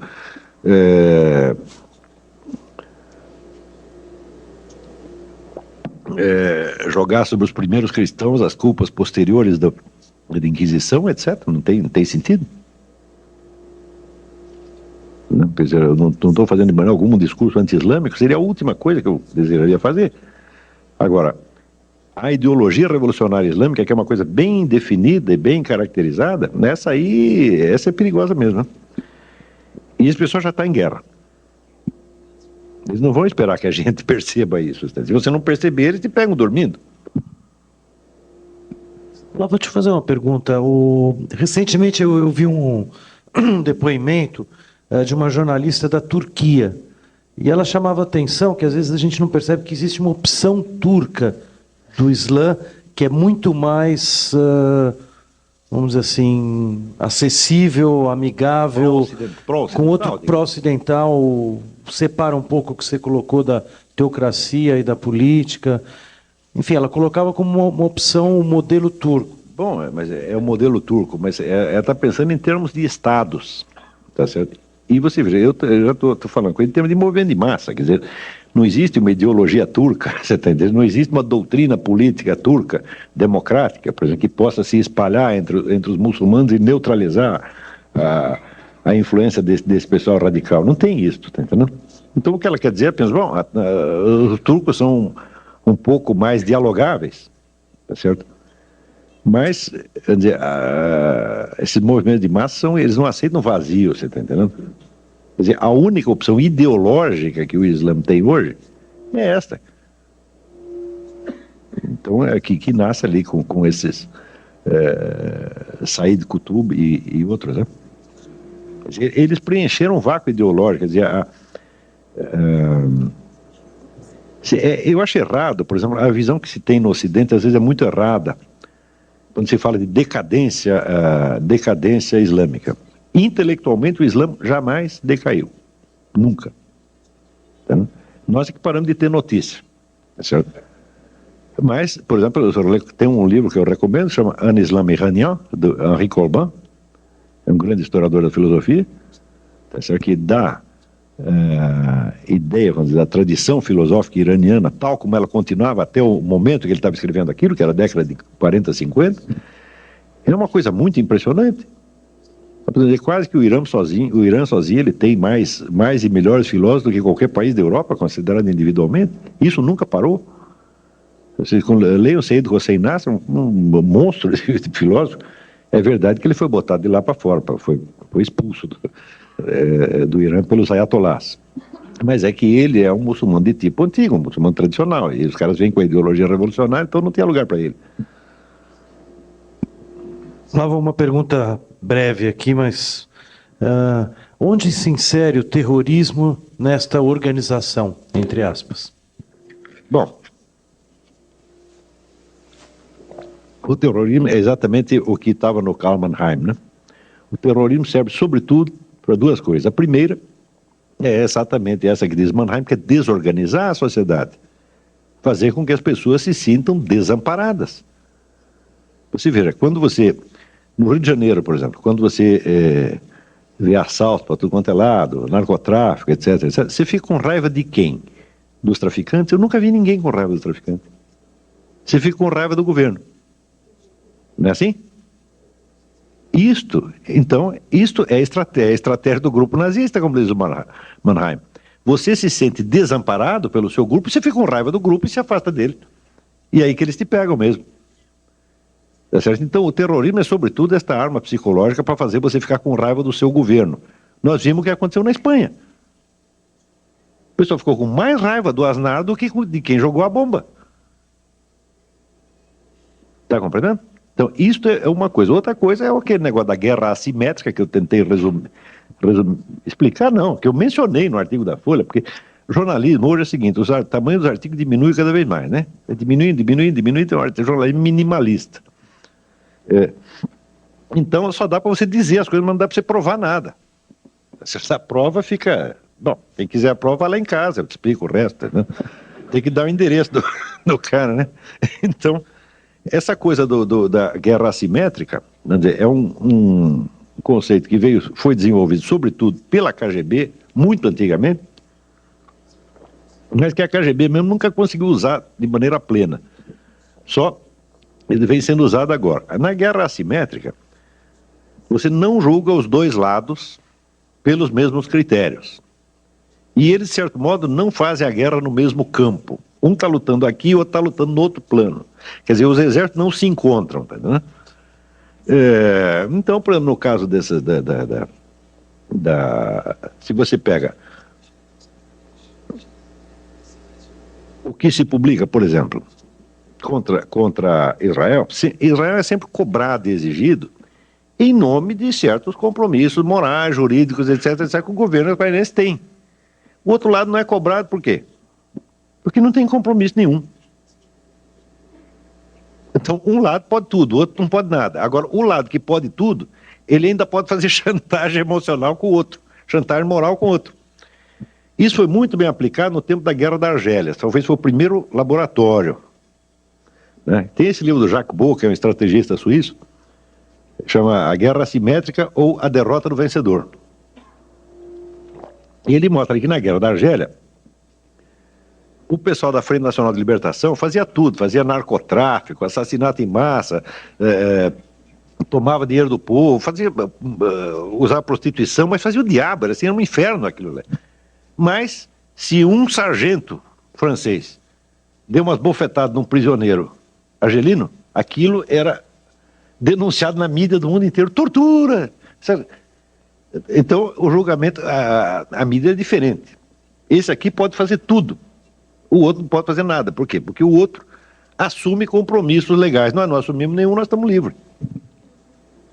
Então, um lado fica acima do bem e do mal. Então, você veja agora, eu também escrevi sobre isso, escrevi no Globo. Então, olha, os americanos, o que eles fazem com os prisioneiros iraquianos? Eles tiram a roupa deles, fazem umas piadas de mau gosto, humilham o sujeito, não é isso? E os iraquianos, o que fazem? Esfola, queima vivo, corta o pescoço. Tá certo? E por que o pessoal fica mais indignado com o que o americano fez? Bom, você tem de fato, são dois delitos. Tá certo? Mas não são a mesma coisa, não tem a mesma gravidade. Não é isso? Então por que o delito menos grave causa mais escândalo? Porque quem o cometeu está comprometido moralmente, ele tem compromisso, ele é uma democracia, ele é um Estado constituído, etc. E o outro? Nós já somos bandidos mesmo, nós temos direito a tudo. E é por isso que o povo também não fica com raiva do assaltante, do sequestrador, do narcotraficante, mas fica com raiva da Rosinha Garotinho. Então, eu jamais seria capaz de ficar com raiva da Rosinha Garotinho. Porque para ser objeto de uma emoção humana, a pessoa precisa, em primeiro lugar, existir. Não é isso? Ela não cumpre essa condição, fala, eu não consigo ter raiva, nem nada. É a pessoa que está lá. Agora, eu dos traficantes bandidos tenho raiva sim. Agora, quando você começa a ficar com raiva do verdadeiro agressor, para ter raiva dele, você precisa ter uma certa coragem. Santo Tomás de Aquino diz o seguinte, que a única diferença entre o raiva e o medo, ele diz que a raiva e o medo são a mesma emoção. Só que se você mede o adversário e ele é mais fraco, você fica com raiva. Se ele é mais forte, você fica com medo. Flávio, tem um comentário aqui tá aqui identificado, da Viviane Ravetti. Ela primeiro diz que o senhor pode ser muito útil para o povo judeu e para toda a humanidade, divulgando suas ideias na grande mídia brasileira, TV, jornais, etc. E ela termina com uma pergunta. Por que os governos não muçulmanos não se preocupam com a ideia dos muçulmanos dominarem todo o mundo? Na verdade, eu acho que a grande pergunta para as próximas décadas, eu não sei a resposta dessa pergunta, você vê que existe um remanescente de movimentos de massa, tanto comunistas quanto nazistas, você soma tudo o que era anti-ocidental, e que, por isso mesmo, é também por tabela é anti-judaico, tudo isso se reúne numa ideologia que hoje se chama nacional-bolchevismo. O teórico do nacional-bolchevismo é um filósofo russo chamado Alexandre Dugin. Ele fez assim mas a desgraça pouco é bobagem, você está entendendo? Por que só comunismo? Tá entendendo? Não, já junta com o nazismo, já junta com tudo uma vez, tá entendendo? E ele fez esse negócio e, note bem, no começo parecia loucura. Mas a hora que eu vi aquela passeata em Nova York, todo mundo junto, eu falei, louco não é o Dugin, louco sou eu que não entendi que esse negócio ia acontecer mesmo, tá entendendo?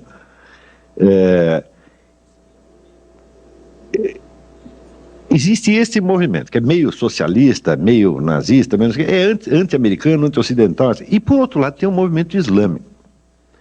Um está achando que vai usar o outro está achando que vai usar o um. Tá? Esta é a pergunta para as próximas décadas. Quer dizer, quem vai se utilizar de quem? Cada um está esperando que vai usar o outro. Tá? Se alguém aqui souber a solução disso, e souber quem vai ganhar essa parada, porque existe uma aliança tática no momento. Tática até estratégica de longo prazo, mas mais dia menos dia isso vai rachar. Mas eles só vão brigar entre nós depois deles acabarem conosco. Então, na verdade, não teremos que resolver esse problema, nós não estaremos mais aqui. Vou ter uma pergunta provocadora aqui para você. Não estou conseguindo ver o nome, mas como você comentaria o capitalismo ocidental? Tua posição. Ah, como? Não é o capitalismo, é o capitulacionismo. Capitulacionismo. Eu interpreto, em primeiro lugar, que ele não é bem um capitulacionismo. Esse negócio está cheio de gente que está trabalhando para o lado de lá. Não tem capitulacionismo, tem traição. Tem sujeito vendido, isso tem.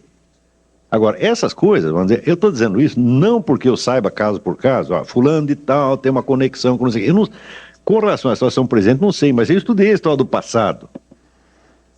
Então você veja, por exemplo, nos Estados Unidos, houve aquele forrobodó nos anos 50 porque o tal do Joe McCarthy disse que havia 57 agentes soviéticos no governo americano. E todo mundo diz, caça as bruxas, etc, etc. Bom, depois que acabou a União Soviética e se abriu os arquivos de Moscou, se descobriu quantos agentes havia mesmo. Tem mais de 300. Está entendendo? Então, muita gente que se fez de ofendido com aquilo, na verdade, não era ofendido. O próprio sujeito que estava denunciando a caça às bruxas era um agente soviético. Hoje, isso está esclarecido definitivamente, não é?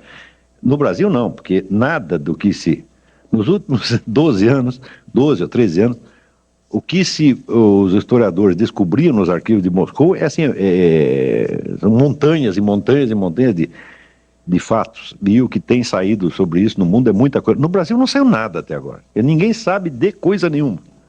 Né? Outro dia, por exemplo, eu disse isso para a pessoa, porque tem 40 livros que mostram, livros que incluem dão uns facsímiles, todos os documentos e tal. A pessoa disse, você está defendendo o Joe McCarthy? Ai, que horror! Eu falei, mas como defendendo? Não se trata disso, é um negócio de história, já foi. Quer dizer, não posso tomar partido numa briga que já acabou quando eu tinha 5 anos de idade. Não é isso, né? É simplesmente, estou dizendo, olha, o cara disse que tinha 57, ele na verdade não sabia de nada. O McCarthy não sabia de nada. Ele acertou por, como é que se diz, no escuro. Você vê que pela sucessão de burrada que ele fez, ele não está sabendo, alguém assoprou a coisa para ele, e ele já, querendo fazer sucesso, sobe na tribuna da Câmara e mete a boca no trombone, tá certo? Mas ele não sabia, não tinha realmente prova de nada, entendeu? Então, quem não tem prova, se você tem uma denúncia de um crime e não tem prova, e não tem uma coisa certa, o que você faz? Você sai gritando? Não, você vai investigar, não é isso? Ele não investigou nada, já fez aquela barulheira toda na hora e se deu muito mal, é claro que tinha que se dar muito mal. E desmoralizou a sua própria causa. Está compreendendo? Mas o fato é que os agentes da KGB estavam lá mesmo, e hoje a gente sabe os nomes de todos eles. Vocês descobriram coisas absolutamente assombrosas nos últimos 10 anos. O público brasileiro ignora tudo isso. Existem uns 200 livros sobre isso, importantíssimos, que estão no mundo inteiro, estão dando um bafafá. Aqui não. Então eu não vejo muito capitulacionismo, porque por analogia, tá certo? Esse pessoal que quer muito apaziguar, quer passar a mão na cabeça de terrorista, eles não são apaziguadores, não. Eles estão do lado de lá mesmo. Eu quando li, por exemplo, essa notícia desses deputados que queriam o Tribunal Penal Internacional caçando lá o governo de Israel, você vai dizer, isso é capitulacionismo? Eu falei, nada, pô, não me engana. Daqui uns anos você abre um arquivo, aparece, esse cara ele era meio do Al-Qaeda, tá aqui, ou então recebeu uma grana. Eu não tenho prova disso, estou falando por analogia apenas, tá entendendo? E como isso já aconteceu muitas vezes ao longo do século XX, eu suponho que esteja acontecendo de novo. E tem um outro lado, existe um sujeito chamado Jack Wheeler, é um escritor americano. Ele se faz a pergunta, por que tantos de nós, tanto nos Estados Unidos quanto em Israel, por que a gente sempre vive cedendo a esses caras? Por que a gente quase pede perdão a eles, deles baterem na gente, entendeu? Então ele disse, quer saber, eu vou contar uma história. No Amazonas, no Brasil, tem uma tribo de índios, quando nasce um bebê, né, a mãe, a primeira coisa que ela faz, ela coloca o bebê no chão e começa a chorar e dizer como o bebê dela é feio. Por que Deus mandou um bebê tão horroroso? Ela faz isso para quê? Para acalmar os demônios. Para os demônios não ficarem com inveja, tá entendendo? E ele diz, olha, as classes intelectuais, as classes dominantes do Ocidente, elas cedem perante esse tipo de chantagem por este mecanismo primitivo de medo do invejoso. Veja, que coisa interessante. Ele não fala que o mecanismo básico é inveja. Não, é o contrário. É o medo da inveja, é o medo do mal olhado. Então você vê um sujeito falando mal de você, falando coisas horríveis, sendo injusto pra caramba. Você sabe que é injusto, mas você teme que aquela raiva que ele tenha de você te faça mal psicologicamente. E daí você pergunta, o que você quer, meu filho? Te dou tudo. É a base também da síndrome de Estocolmo, isso, é? O medo do mal olhado. Então fala, faz o seguinte, você acredita em natural ou acredita em macumba? Você escolhe.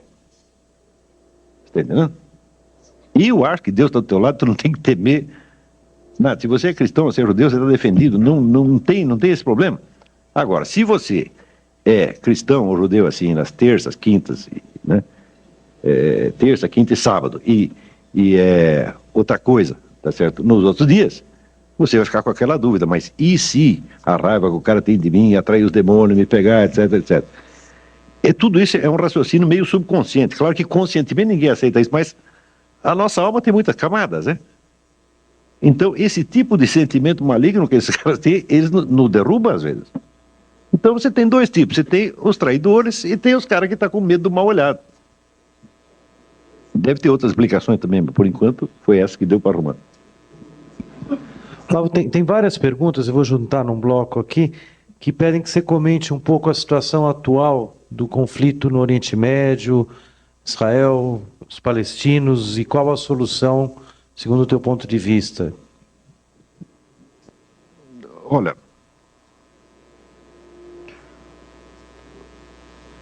sempre que você tem assim, vamos dizer, uma situação política determinada, e as pessoas querem que a gente tome uma posição, eu falo, é difícil tomar uma posição. Primeiro, porque os termos com que as questões chegam ao debate público nunca correspondem ao que está verdadeiramente em jogo. Se você perguntar, por exemplo, você é a favor do Estado palestino ou é a favor de matar todos eles, botar todos eles para fora, a gente tem que responder. Eu sou claro que sou a favor do Estado palestino, eu não mato criancinha, não como criancinha, não bebo sangue, então eu também quero que eles tenham uma chance, etc, etc. Agora, eu cá entre nós, eu não acredito que esse seja o problema. Eu acho que tudo isso é pretexto. A partir da hora que você tem uma estratégia, vamos dizer, mundial, em que você vê conexões de organizações terroristas, que começa lá na Sibéria, passa pelo Oriente Médio e vai terminar aqui no Paraguai, eu falo, é claro que esse negócio de Estado palestino é um pretexto. Se não for isso, será outra coisa.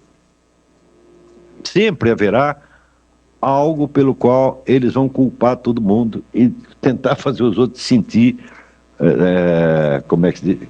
Sabe, essa inoculação de culpas e a inoculação do sentimento maligno, eles sempre terão um meio de fazer isso. Se você não os satisfaz, eles ficam cada vez mais revoltados. E os satisfaz, eles querem outra coisa. Portanto, assim correr, o bicho pega, se ficar o bicho come. É com isso que nós temos que aprender a lidar. Então, você é a favor do Estado palestino ou contra? Eu não sei. Eu não estou interessado. Eu estou interessado no que vocês estão fazendo aí. Com relação a isso, você faz do jeito que você quiser. Agora, veja, o sujeito que articula o debate, você pensa assim, se tem uma luta de boxe, né? Tem aqui, sei lá, o famoso clássico Cassius Clay contra Evander Holyfield. Qualquer um deles pode ganhar, não é verdade? Mas, o seguinte, a firma que promoveu a luta vai ganhar de qualquer maneira, né? Então é o seguinte, quem montou o debate? Quem equacionou os problemas, tá entendendo? Quem escolheu o candidato, quem escolheu as alternativas e está me formulando o problema. Esse é que é o gostosão por trás do negócio. Então, todo o equacionamento que nós vemos na mídia hoje é como se fosse realmente um problema de povo palestino. Agora, se para pensar, quantos países islâmicos existem? Qual é a extensão territorial deles? É imensa. E lá dentro, não tem um pedacinho para dar para os palestinos? Se eu fosse o governo brasileiro, bom, cedia um pedaço da Amazônia, que só tem macaco e tatu-bola, tá entendendo? Eles vêm tudo para cá, receberam você de braços abertos. Não é isso?